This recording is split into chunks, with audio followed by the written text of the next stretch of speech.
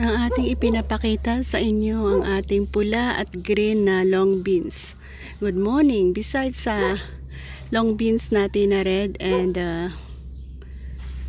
green, meron din tayo ipapakita sa inyo ang variety ng ating okra. Meron din tayong green and red okra. Kung mayroon tayong red, meron din tayong pwedeng ma-harvest na. Kung mayroon tayong green, meron din tayong pwedeng ma-harvest na red.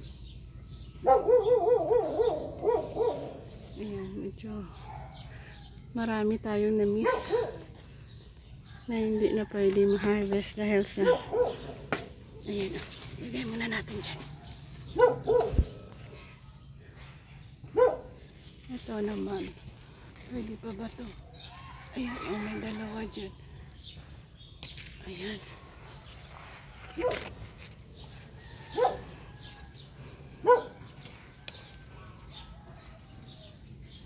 Kunin na rin natin ito.